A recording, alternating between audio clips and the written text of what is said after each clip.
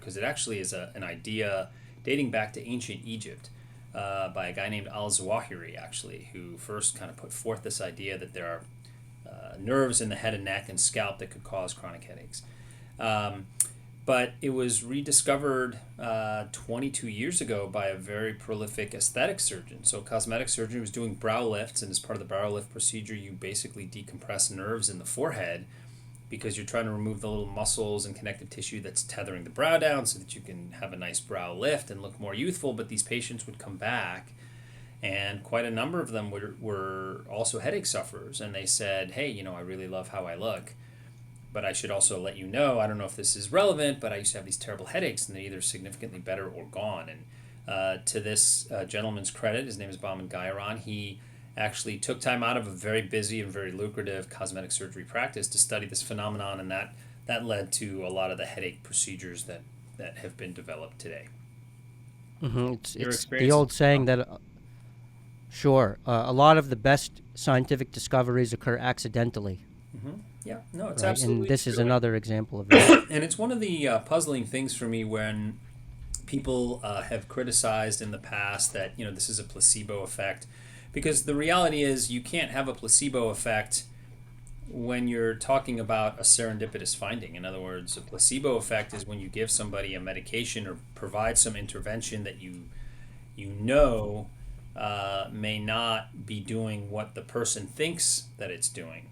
In this particular case, these patients were having cosmetic operations. No one was talking to them about their headaches at all. And so the fact that they consistently would come back when they had headaches before surgery and say that after surgery they were better really speaks to the fact that it was a true phenomenon. And now we have over 100 peer-reviewed studies in the literature worldwide from multiple centers throughout the world, whether it's Korea, Lausanne, Switzerland, all over the United States, Canada, that fairly consistently demonstrate really good results and really consistent results with these techniques. So it's really great stuff. Yeah.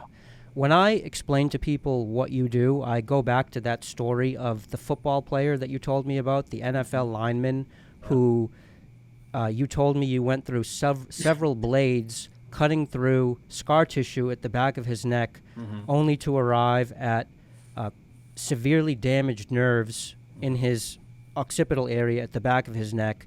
Yeah. And when you, I guess, operated on them, decompressed them, he had great improvement. So when a neurologist treats headaches, they usually prescribe. When a surgeon treats headaches, tell us, what does that look like?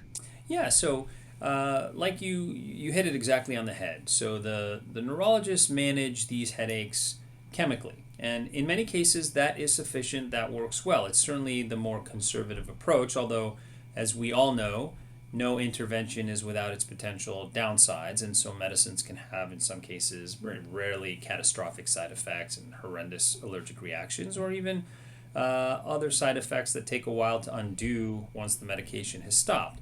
But in general, medicines are very well tolerated. They're very safe. They're very reasonable first-line agents. And when a nerve is inflamed or swollen, for example, there can be medications that are prescribed that will essentially calm the nerve down or remove or eliminate or minimize the inflammation. And that, in many cases, can help.